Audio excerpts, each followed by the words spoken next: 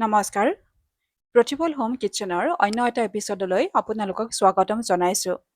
আজি চাউলৰ গুৰিৰে বনোৱা অন্য এটা ৰেচিপি আপোনালোকৰ মাজলৈ লৈ আহিছোঁ। তেতিয়াহ'লে আহকচোন ৰেচিপিটোৰ মাজলৈ যাওঁ। ইয়াৰ বাবে আমি প্ৰথমতে জহা চাউল প্ৰায় 2-3 ঘণ্টা সময়ৰ বাবে তিয়াই থৈছোঁ। এতিয়া ভালদৰে পৰিষ্কাৰ পানীৰে ধুই এটা খৰাহীত লৈ লৈছোঁ, যাতে অতিৰিক্ত পানীখিনি আঁতৰি যায়। আনফালে এটা কেৰাহীত আমি এখন ডাঙৰ চামুচেৰে এচামুচ ঘি দিছোঁ। যেতিয়া ঘিখিনি গৰম হৈ আহিছে, তেতিয়া যিখিনি আমি জহা চাউল ধুই থৈছিলোঁ, সেই ধুই থোৱা জহা চাউলখিনি ইয়াতে দি দিছোঁ। পৰিমাণ হিচাপত ক'ব গ'লে জহা চাউলৰ পৰিমাণ ইয়াতে ব্যৱহাৰ কৰা হৈছে 1.5 বাটি। ইয়াতে নিজৰ প্ৰয়োজন মতে ব্যৱহাৰ কৰা হৈছে। চাউলৰ পৰিমাণ আপোনালোকে নিজে আন্দাজ মতে চাউলৰ পৰিমাণ ব্যৱহাৰ কৰিব পাৰে। এতিয়া হেতাৰে লৰাই আছোঁ। যেতিয়া দেখিছোঁ যে সি ৰঙচুৱা হ'বলৈ ধৰিছে, তেতিয়া আমি বাৰ্ণাৰটো অফ কৰি দিছোঁ। দেখা পাইছে সি লাহে লাহে ব্ৰাউন কালাৰ হ'বলৈ আৰম্ভ কৰিছে। এতিয়া বাৰ্ণাৰটো অফ কৰাৰ পিছত এই চাউলখিনি অন্য এটা পাত্ৰত লৈ লৈছোঁ আৰু কিছু সময়ৰ বাবে ঠাণ্ডা হ'বলৈ দিছোঁ। যেতিয়া ভালদৰে ঠাণ্ডা হৈছে, তেতিয়া এটা গ্ৰাইণ্ডাৰৰ জাৰত লৈ লৈছোঁ। আমি প্ৰতিফল হোম কিটচেনত আগতেও বৰফিৰ ৰেচিপি দেখুৱাইছোঁ, কিন্তু আজি যিটো বৰফি দেখুওৱা হৈছে সেইটো অন্য ধৰণেৰে বনোৱা হৈছে। অৰ্থাৎ প্ৰথমতে আমি চাউলখিনি ভাজি লৈছোঁ, তাৰপিছতে আমি গুড়ি কৰি লৈছোঁ। এতিয়া গুড়ি হৈ গৈছে চাউলখিনি। এতিয়া চালনেৰে আমি চালি লৈছোঁ, যাতে তাত যদি কিবা অতিৰিক্ত গোটা অংশ আছে সেইখিনি আঁতৰি যায়। আনফালে এটা বাটিৰে আমি কাজু বাদাম লৈছোঁ। কাজু বাদামৰ পৰিমাণ 1 বাটি লোৱা হৈছে। এতিয়া এই কাজু বাদামখিনিও গ্ৰাইণ্ডাৰ জাৰত গুড়ি কৰি লৈছোঁ। গুড়ি কৰোঁতে আমি এটা ফাইন গুড়ি কৰি লৈছোঁ, এতিয়া দেখাই পাইছে।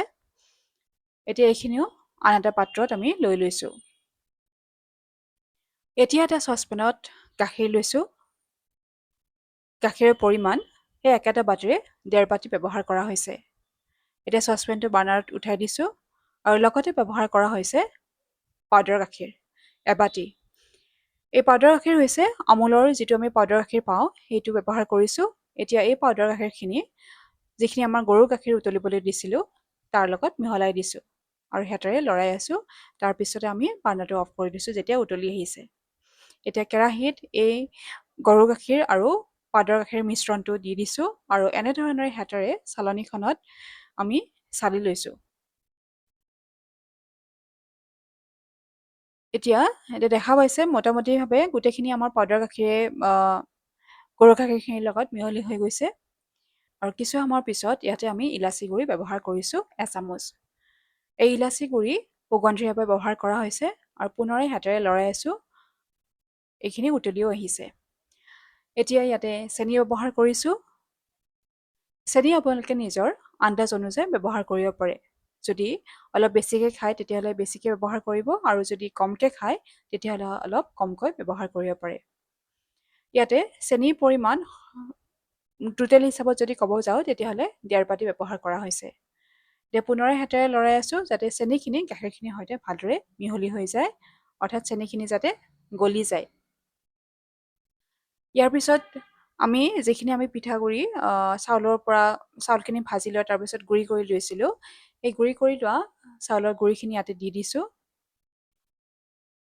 এতিয়া লাহে লাহে হাতেৰে লৰাই আছোঁ যাতে চাউলৰ গুড়ি আৰু গাখীৰ আৰু লগতে চেনিও আছিলে ইয়াতে, আৰু লগতে আছিল ইলাচি গুড়ি, এই গোটেইখিনি উপাদান যাতে ভালদৰে মিহলি হৈ যায়।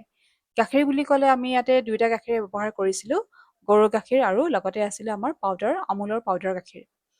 এতিয়া যাতে চাউলখিনি ভালদৰে গাখীৰখিনি এবজৰ্ব কৰি লয়, তাৰ বাবে আমি এনেধৰণেৰে হাতেৰে লৰাই আছোঁ। এতিয়া দেখিছে লাহে লাহে গাখীৰ আৰু চাউলৰ গুড়িখিনি মিহলি হৈ গৈছে। আমি হাতেৰে এনেধৰণেৰে প্ৰায় 15 পৰা 20 মিনিট সময় লৰাই আছোঁ। দেখিছে আগতকৈ তাৰ ঘনত্বটো বাঢ়ি গৈছে। হাতেৰে লৰাই আছোঁ যাতে বাইণ্ডিংটো অলপ হ'লেও টাইট বাইণ্ডিং হয়। এতিয়া দেখিছে টাইট বাইণ্ডিং হৈছে আগতকৈ। তাৰপিছতে আমি ইয়াতে ঘি ব্যৱহাৰ কৰিছোঁ। ঘি ব্যৱহাৰ কৰিলে আমি ইয়াতে সৰ্বশেষত ব্যৱহাৰ কৰিছোঁ যেতিয়া আমি ভাজি আছিলোঁ সৰ্বশেষত ব্যৱহাৰ কৰিছোঁ কাৰণ ঘি যেতিয়া ব্যৱহাৰ কৰোঁ এই বৰফিটো অলপমান জিলিকি থাকে সেইবাবে আমি ইয়াতে ঘি ব্যৱহাৰ কৰিছোঁ আৰু পুনৰে হাতেৰে লৰাই দিছোঁ ইয়াৰ পিছত এখন থাল লৈছোঁ আৰু থালখনৰ চাৰিওফালে ঘি লেপি লৈছোঁ এতিয়া যিখিনি আমি পিঠাগুড়ি আৰু গাখীৰৰ মিশ্ৰণ বনাই লৈছিলোঁ সেইখিনি ঠাণ্ডা হোৱাৰ পিছত ইয়াতে দি দিছোঁ আৰু লগতে বাতি এটাৰে এনেধৰণেৰে আমি তাক সমান কৰিবলৈ চেষ্টা কৰিছোঁ ইয়াৰ পিছতে আমি ইয়াতে পিস্তা ব্যৱহাৰ কৰিছোঁ পিস্তা অপশ্যনেল হয় আপোনালোকে ব্যৱহাৰ নকৰিলেও নকৰিব পাৰে ইয়াৰ পিছতে আমি এইখিনি প্ৰায় 4 ঘণ্টা সময়ৰ বাবে ফ্ৰিজত ৰাখিছোঁ আৰু ফ্ৰিজত ৰখাৰ পিছত 4 ঘণ্টা সময়ৰ পিছত আমি তাক উলিয়াই আনিছোঁ আৰু এনেধৰণেৰে নিজৰ প্ৰয়োজন মতে কাটি লৈছোঁ এই বৰফিটো খাবলৈ কিন্তু সঁচাই বৰ টেষ্টি হয় আন বৰফিতকৈ বহুতখিনি বেলেগ হয় যেতিয়া আমি খাওঁ